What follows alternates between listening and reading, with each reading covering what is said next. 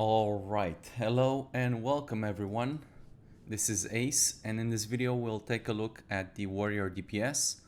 In the previous video we had a couple of issues, and namely the fact that the bot could not teleport to the master when he's in a different instance. If you remember, we had a bad pull because the hunter or the pet went through the ground and pulled a bunch of mobs he wasn't supposed to, and I ran out of the instance. The companions were still in combat, but they didn't teleport to me. Well, it turned out it wasn't actually a bug. That happened because I'm Alliance and I do not allow the boss to teleport in the opposite faction capital just to prevent abuse. If I was Horde, as you normally would be if you're running Ragefire Chasm, then you won't have this problem. In any other dungeon or any other situation likewise, you're not going to have this issue. So not really a bug, but it's good to see that it works as intended. Another issue we had was that the tank was not getting aggro off of CC marked enemies. I fixed that. That was an actual bug. So we're going to test that shortly. What I expect to happen is that when I CC mark an enemy, I expect all the other guys apart from the tank not to attack the target, but I do want the tank just to tag the target, where it has to taunt whatever it needs to do, get the target off of non-tank targets or party members, group members, and then treat the target as being CC'd. So the only exception to this is especially in this situation. There was also this problem with the just movement issues in general. I cannot fix these. I don't know, maybe in 2077 I'll figure it out. Believe me, we've spent a lot of time already going back and forth. Every time we think we have a solution, turns out you fix it in one way, you break it in another way. It's the same problems as on vanilla. This game and the score were not meant for bots. I don't know. I'm not prioritizing this. This has always been a long-standing issue. I don't think I'm going to solve it anytime soon. Every time I look into the movement, I spend days and days and days, and usually I just spin around a circle because whatever I fix, I break in some other way. It's really, really annoying. Believe me, nobody is more frustrating than I am. But honestly, I don't know. I wish I did, but I don't. So we're going to test the warrior DPS in this video. Let's go with the Paladin tank. I think warrior DPS synergizes well with the Paladin tank because he offers the demoralizing shout, which is great. We're going to keep close to what we used last time. We're still going to go with the hunter just for reasons. People don't like the hunter. I do, just because he deals a lot of damage. You saw that in the last video. He always deals a lot of damage in all situations. And well, he's usually the top DPS, and when a class is top DPS, I just compare everybody else relative to them because I want to see how they do. I think in the last video the rogue was about 5% less than the hunter, which is my personal acceptable range. It's not always going to be that way, but in this case it happened to be that way, which just shows that it's good. Like, that's margin of error is what I'll call it, so that's fine. Let's set debug on the warrior and let's get to it. Now the Paladin, I haven't really, well, we're not really gonna look at the Paladin. I just want him to be decent, I suppose. He doesn't really have that many tools at low level, I believe. He doesn't have his taunt and he doesn't have his shield bounce. He's kind of working with maybe judgment if he has it, and righteous, seal of righteousness and judging that. So nothing too amazing, I should say. Also, I just want to emphasize on the fact that they randomize their gear within 10 levels, which means which means it's completely possible, because I was looking at the damage meter right now, and it's completely possible for one of these guys to randomize, especially, look, physical damage dealers rely on weapons, right? Casters don't really care so much, but the physical guys really want strong weapons. So it's possible that if you randomize with the weapon on your level, like this guy randomized with a level 14x, then he was going to, yeah, naturally just be very high DPS. And oh, this guy has a 14 gun. Well, let's call that even, Steven. Again, movement issues, apologize, I don't know. Definitely not looking, I have no intention of trying to fix this at this moment. Maybe after I look over all of this, maybe when I'm done with the things that matter, because this is a hole I could sink in like another 100 to 100 hours and show no results for it, just like until now. So I don't know, I would rather not spend that time on this at the moment, but I am aware of it and I am watching out for it. What you can do if you want to be, let's say, safe, because you know this issue exists, you can just toggle the companions to stay on your position, or you can use come stay more often. It's a workaround. I know it's not ideal, believe me. It's very frustrating, but it is what it is. Alright, so let me, while they're fighting, pull out the code for the warrior. Because I see he's doing Rend, and Rend, they're supposed to use it. I know it's not great. Actually, if you really think about it, Rend is really efficient. I think it does scale with AP or something. I saw that in the code when I was looking at it. So it scales with some. And for what you pay, you actually get a very good amount of damage out of it. Damage per rage spent is not terrible. I also wrote in a little bit of time to kill. So the way the time to kill works is that you, well, they look at how much damage the target took based on how much time has elapsed. However, there's a little, I had to write a little caveat to this, because let's say for example that you start attacking a target and then you don't attack it anymore because you're dealing with something different, and then you can't say, well, 2 minutes have passed, therefore the time to kill is like 5 hours. So I had to put a little bit of a hook in there to say, hey, if 3 seconds have passed, then stop accounting for that time having elapsed.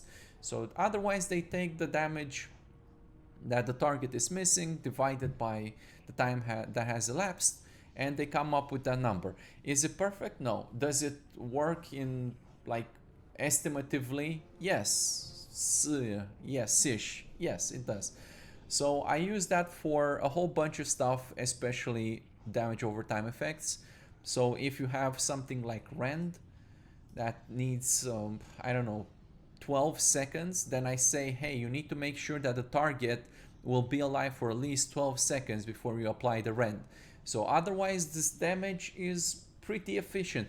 Actually can be even more efficient if you invest into it, and apparently the companions do, right? So this 75%, I don't know, it's an efficient spell, but they don't use it in all situations, so it's a little bit selective, and I think they, well, let's fight while I'm looking at the code to figure that out. But yeah, if you have no other options, you might as well just you know, do something, and in this case Rend, being as efficient as it is, might as well.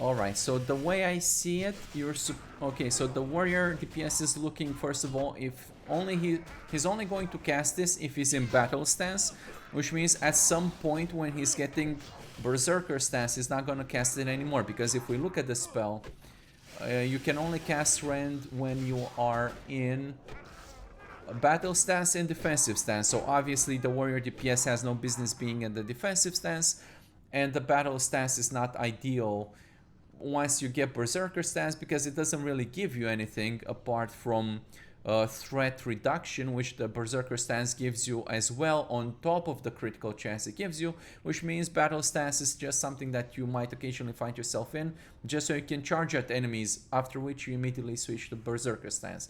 Well, you can I think there may be a couple of more things there may be a couple of more spells which may warrant being into battle stance. Hold on. So he charged in, he did thunderclap, which also is a battle stance and defensive stance. So this is another reason why it's a good idea to do it.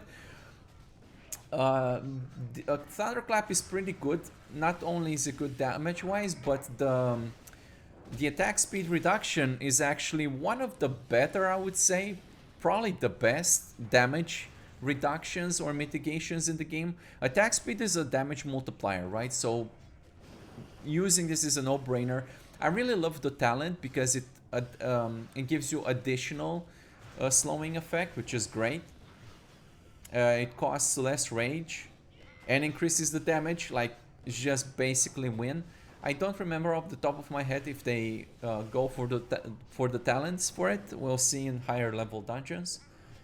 But again, if you watch the previous video, I said that even though, let's say in this case, maybe he shouldn't thunderclap, maybe he should whirlwind if he had it. Okay, but using a thunderclap and ensuring that your tank can survive through a hard pull, like just basically, I'm trying to make the bots prioritize the abilities that would otherwise ensure that you have the best chance of succeeding through each encounter. And if they can do that, then everything else is... Oh, so he does have a down, the Paladin. Good for him. So if you can get through the encounter while you're going a few seconds slower or not, it's not the biggest deal. I think I noticed he rendered there. Wait, so I didn't put rend... Hold on, because I'm looking at the code. So this is why I'm going over this, because I wrote... In the order of classes, I wrote the warrior first. So if you want to know the order I did the classes is the same order as in the companion control panel. So first I did the warrior, paladin, hunter, rogue, priest, shaman, mage, warlock, and druid. And apparently in the code for the warrior at that time I didn't do the time to kill stuff. I calculated damage and I said, hey, the target needs to have 5 times the HP or more than 5 times the HP the spell would do in damage over its duration. It's kind of complicated. I have to do some math here, but you see that is possible. That even so, he's like, yeah, this snake looks relatively healthy, let's rend it. But then you figure out, hold on a second, because all these other guys are attacking it, so he's gonna die pretty quick. So you see he did rend there, but the target died. I could try to do... hold on. Let me just look at the rest of the code while I'm considering this. So I say, okay, so you need to be in battle stance to use it. You need to have the rage to cast it, all the usual jazz. So I'm not talking about cooldowns, global cooldowns, all the jazz. And he says, if the victim is a boss, right? So if we're fighting a boss, just rend it. I don't care. It's like, yeah, it's a boss. Probably tanky and he has a lot of shit going on. A lot of life. I think he's rage pulling for this. So he's rage pulling until 70, really? Wow, he's rage pulling until 70 rage. Oh, he is pretty... He's got a lot of rage. Okay, I see that now. Okay, so it's basically like, you know, I got this rage, I got nothing to do with it, might as well just rend something. Let's do a little bit of a careless pull here, just because I want to push them a little bit.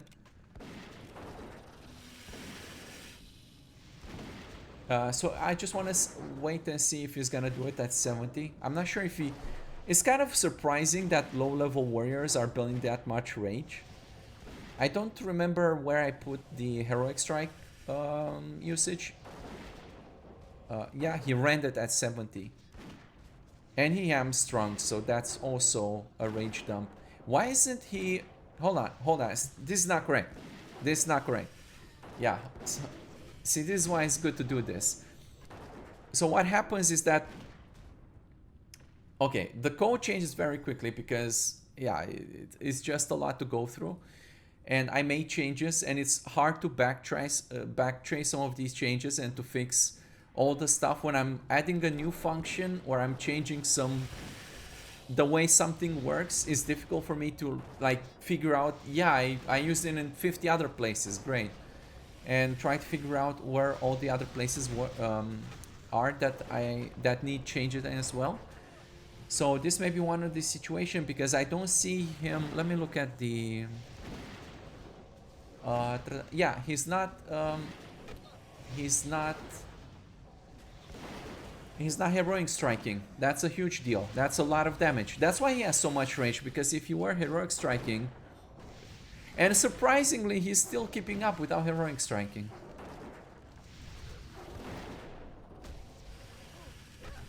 But I'm glad to see they're not dying to this stuff while I'm looking at the code. Again, this is not gonna be a fast video or a fast dungeon, because I'm mainly doing this just so I can figure out where the issues are and how to fix them. So the reason why he's not doing heroic striking, because at some point okay, so basically I was comparing the hunter with the warrior, or the warrior with the hunter, and I was like, no, the warrior is not doing great. So I had to figure out a better way for him to do damage as a two-handed arms build warrior. And I came across Slam, actually.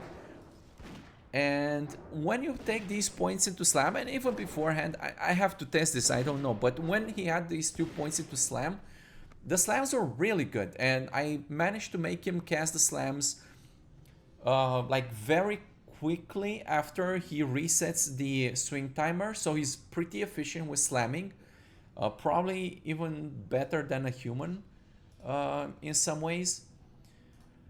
But so I had to change the heroic strike, because I had to say, look, when you're fighting 2 or more enemies, you should cleave, because cleave gives you an additional attack, right? I think so. At least that's in theory, or at least that's what I thought back then, right? So I left cleave alone, but for single target I said, hey, listen, if you have a two-handed weapon and you're trying to do single target and you're trying to dump rage, you should do it with slam. And I said, yeah, if you have a two-handed weapon, don't use heroic strike, because you should use slam. So now I have to kind of like figure out. Yeah, I'm just gonna say, hey, if you don't have slam learned yet, or if slam is blacklisted, oh, big pull is happening. I'm looking at the code. You guys handle it. I don't care. Well, actually, maybe I should watch. So he's doing demoralizing shouts, like I said, and he's doing thunderclaps, which is helping the tank. I'm happy about that. You see the Paladin tank is actually doing more damage than the warrior tank was. That's going to be like a thing from now on. So the warrior tank does the least amount of damage, but he's also very tanky, and he has quite a lot of interesting utility, flexibility, damage reduction poop. So he's got a lot of tools, but damage-wise, the warrior tank definitely is the last from all the tanks.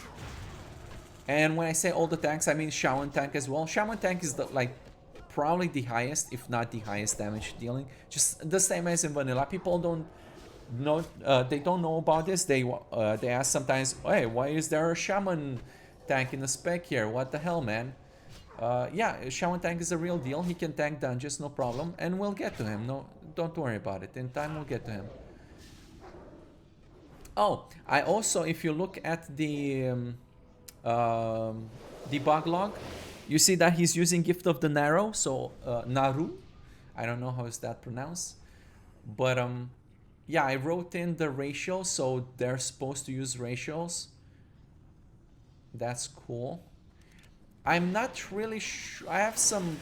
Okay, we're going on a different discussions here. Let me fix my heroic strike usage here. So I want to say, hey, if you don't have, so if you use like a two-handed weapon, don't use heroic strike, except if you don't have slam. Okay, so unless you have slam,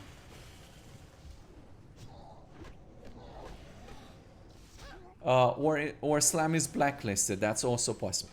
Sorry, that's also a possibility. So, or is blacklisted slam. All right.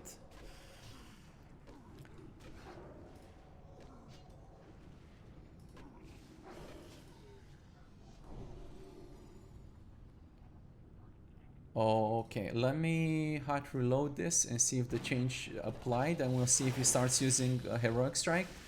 When is he supposed to use it? He's supposed to use it at, he's supposed to pull for it, and I see I left it at 45, so if he has 45 or more rage, he's supposed to use heroic strikes. So I suspect that should increase his damage a little bit. It's gonna take some time for the code to compile here. They can do this boss. I'll just reset the damage meter when the code has compiled, so then we can look at the difference. And then we'll talk about some of his other spells that he's doing here. I see that he's using overpowered, and I'm happy about that. Again, overpowered, rend, this is because this requires a battle stance, and I don't think it's worth leaving Berserker just for this. I mean, I'm not a math genius or anything. It's just my gut feeling, let's say. Oh, that's a nice sword. Hey, look at that. The tank just got the sword upgrade. He went from the Stone Gnome Hammer, which is a level 4 one. I told you, it can randomize within 10 levels. It's crazy. And he got a super juicy sword. Hell yeah, bruh. Hey, he's gonna deal more damage. He's gonna have an easier time tanking. Let's reset this. I think the change applied. Let's also, I have a little cheaty button here to reset their cooldowns. So let's try again and see what happens if he's going to use heroic strikes now, and if it makes a difference in the damage. So he's doing demoralizing shout, battle shouts. I'm happy about that. He's doing blood rage as he should be. Thunderclap is correct. Overpower is correct. Yeah, I'm happy all about that.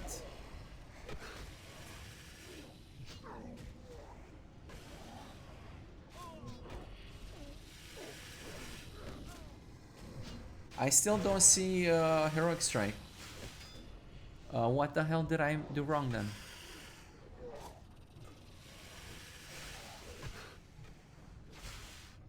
I have no idea. It should work. Hold on a second.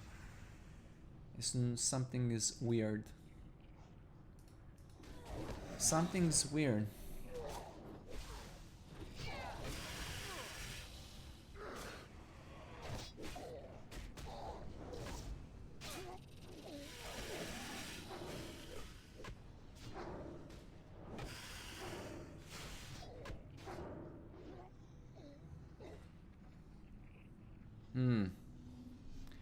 Yeah, hold on. I see some other potential issues. Where are we going?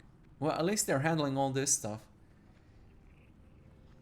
And I should really consider giving the time to kill to Rend as well, because I'm not happy he's using it too often.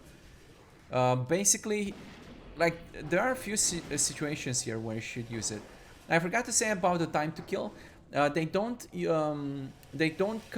Well, time to kill is not really calculated for the first 3 seconds, because I didn't want them to jump the gun and say, oh, we just touched this target with 1 damage.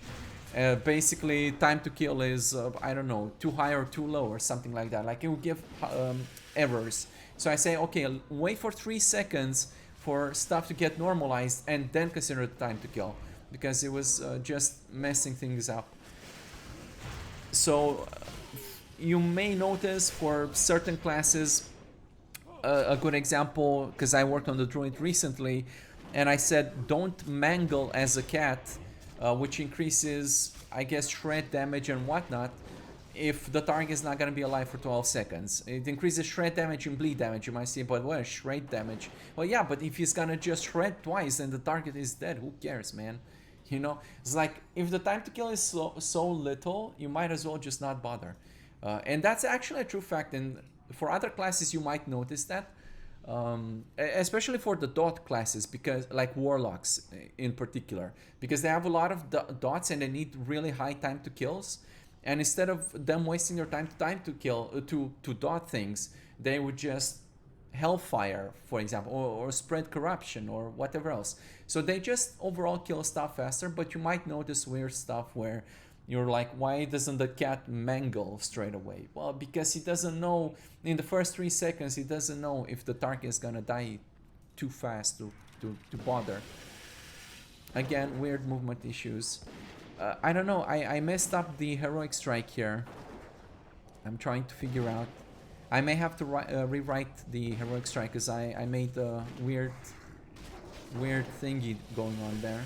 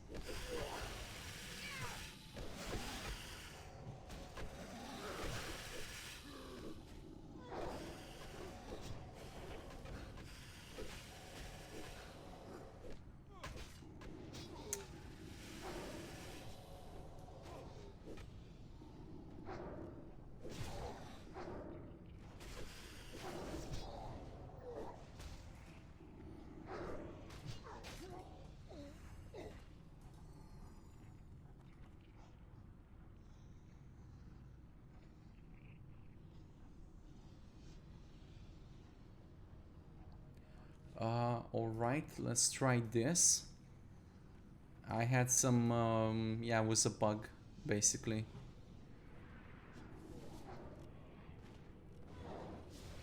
There we go, he's heroic striking. I don't know, I didn't pay a lot of attention when I wrote that, and it was a bad bug.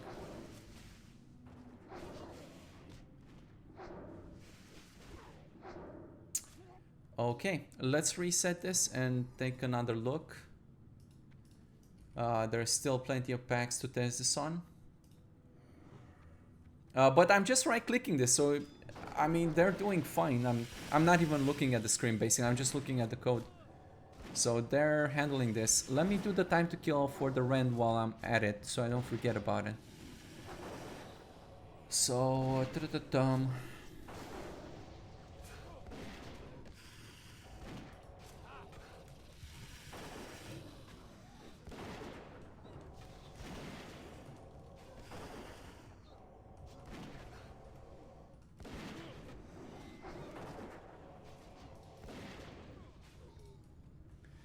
okay, so if time to kill is greater than 12 seconds, I said, right? Okay, so if time to kill is greater than 12, then we can do this.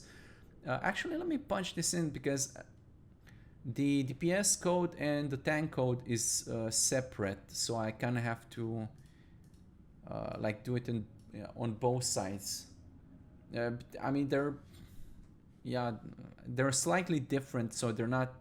That's why they're not identical, because the way the tank does it, or when the tank does it, is sometimes just slightly different than how the DPS would go about it. So that's why I need to have different code.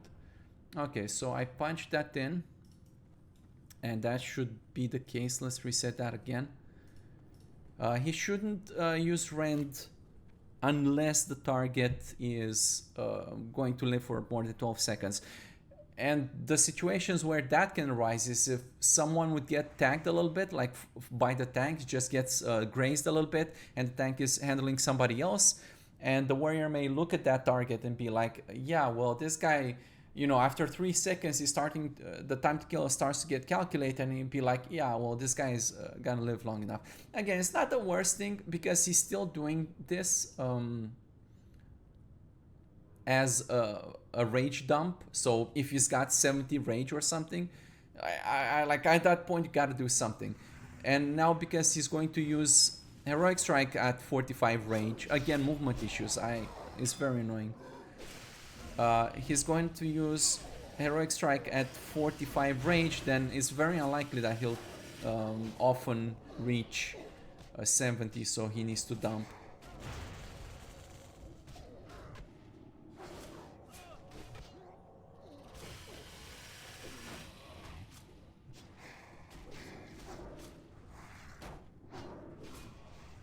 There you go. There you go. He was at 50, he used it, he queued it up, and yeah, he went to 38. Wait, did the cost get reduced already? Yeah, that's correct. That's exactly how it should be. Yeah. What about Demoralizing Shout? I think he should Demoralizing Shout not as often as the Warrior Tank. So the Warrior Tank uses Demoralizing Shout whenever he's attacking something that doesn't have it. Which is good for him because he's generating threat. But for the DPS guy, I think I put some extra conditions in there so that he's not like, okay, I want him to help, but I don't want him to waste his rage for like one guy. It's like, yeah. Now, let me figure out where the hell, because it's a lot of things to go through. Okay, so Demoralizing Shout, I said... okay, so I said for Demoralizing Shout that... it may be correct. So I said, you need to have within the radius of the Demoralizing Shout, which is like 10 radius yards or something, you need to have within this radius all the attackers of the group. So everybody needs to be grouped up together, but I didn't put an actual limit, which normally I put, but I just consider it now, and I think it's correct like this. Which means what? If the group is only attacked by one guy, it can be a boss, it could be one NPC, he's still gonna Demoralizing Shout. And you might say, well, it's kind of overkill. Yeah, but I don't care, because if it's one guy, he's gonna die, right? And I don't care if the bot is padding his DPS numbers. As a player, you might care about that.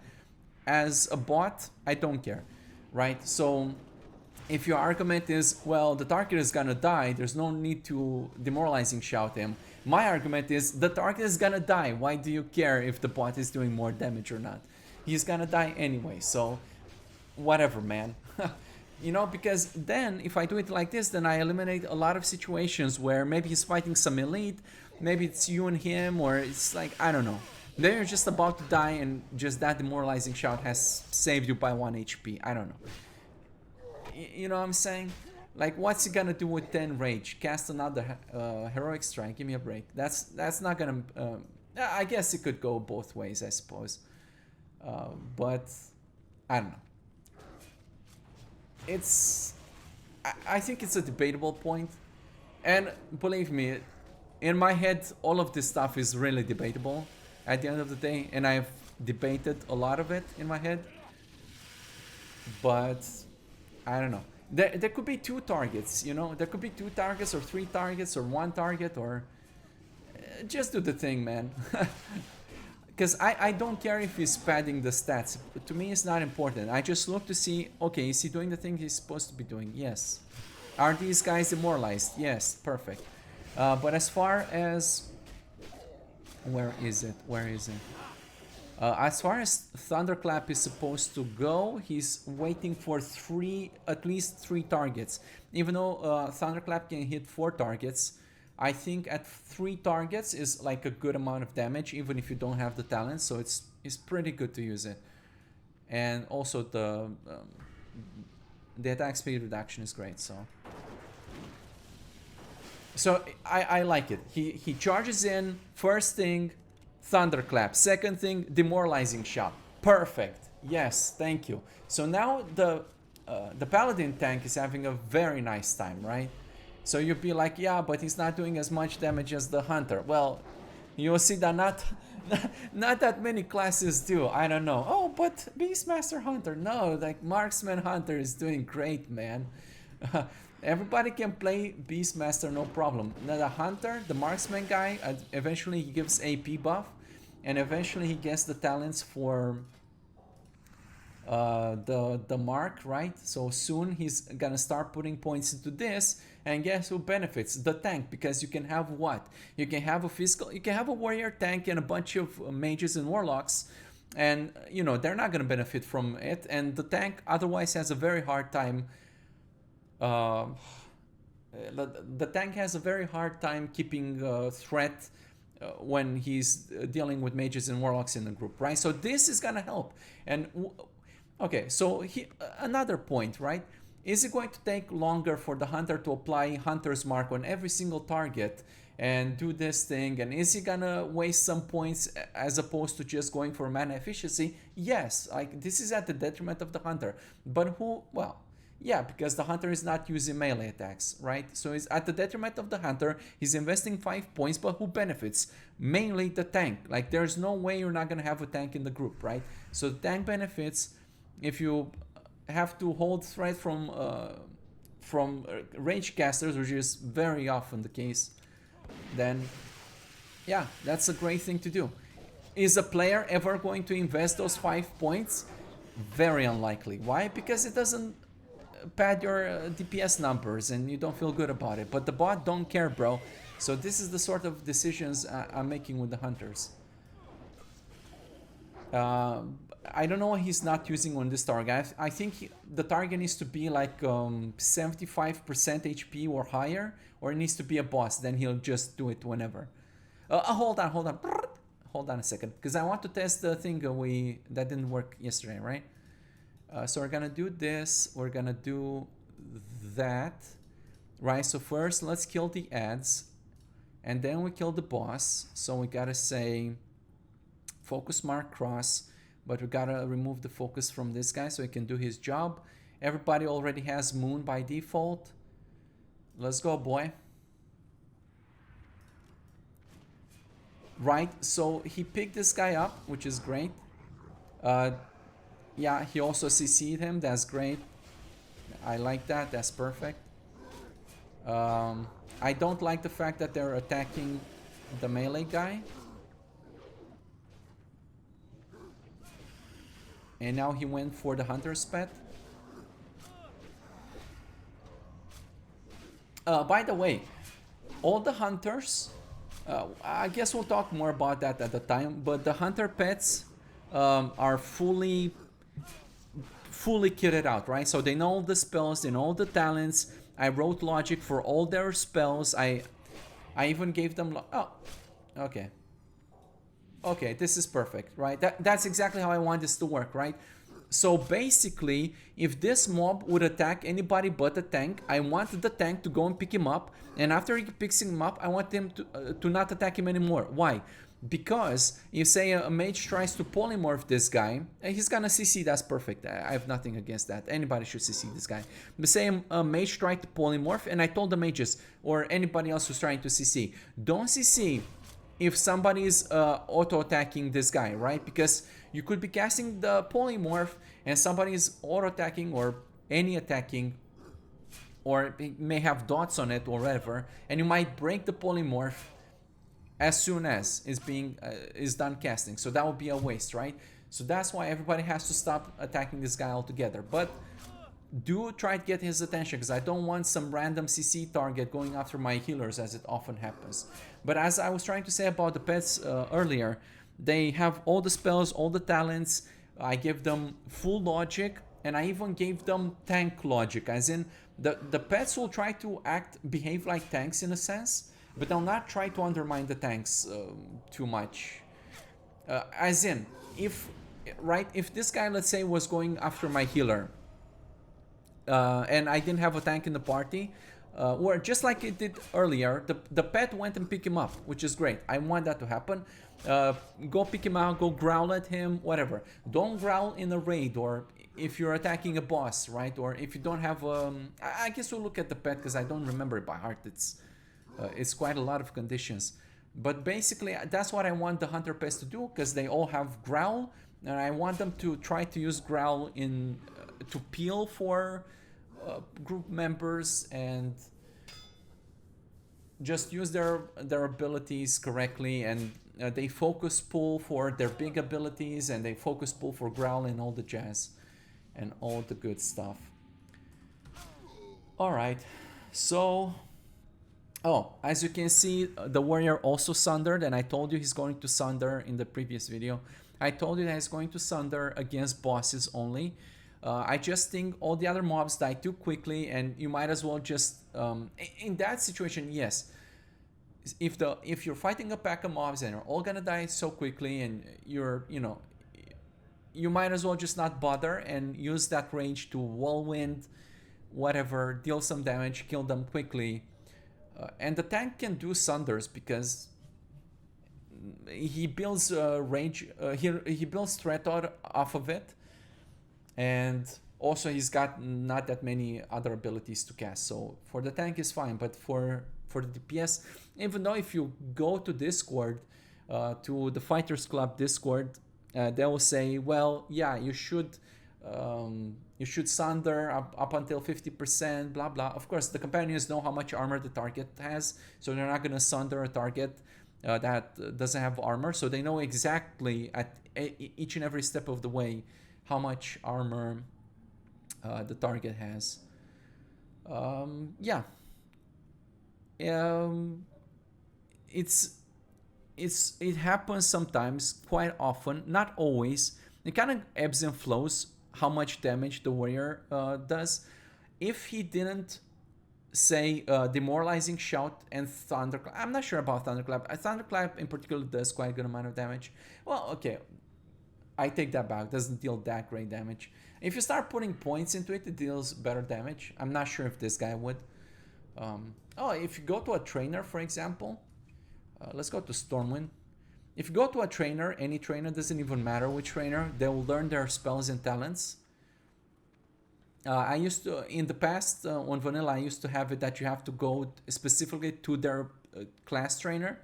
But just asking feedback, a lot of people weren't taking the time to do it. So now I've just talked to a trainer. This guy is a rogue trainer. I don't even have a rogue in the group. What can I do for you? What? Oh, because they're still 14. I'm 15. Never mind. I'm stupid. Okay, so for the sake of it, let's level them up so I can prove my point and not look stupid. Good day to you. Right, so when you talk to the trainer, they're going to learn their spells and talents. They don't get new spells. They only get new spells every 2 levels. That's why they didn't get any. Right, but now you see they have learned their spells. So you can, if you inspect them, they should have new talents and spells. Yeah, he put 2 points into charge. That's fine. The way to see what spells they have, you list spells. It's the same way it works on Vanilla. So he's just gonna list them by exactly the way you have it here in your spell book, basically. Which is kind of strange that I don't have Battle Shot. I'm not sure. Not sure what's going on there. That's weird. But anyway, he's gonna list them per spell book, and he's gonna sort them alphabetically so it's easy for you to see. It works the same way as in Vanilla. We're gonna look at the warrior more in the future. At least at high level, it ebbs and flows. The hunter, that's why I always use the hunter as a DPS, because I'm comparing all the other classes to him.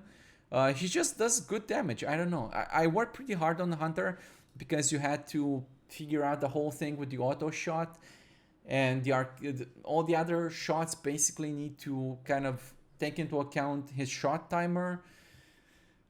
It's a whole ordeal because you're not allowed to use abilities when auto shot is about to be ready to be used again, stuff like that. And yeah, it was complicated, but I'm happy the hunter works and it does good damage. So I know a lot of people don't like him because he takes when he goes to when he tries to go out of the dead zone, he may go too far away and pull another pack of mobs.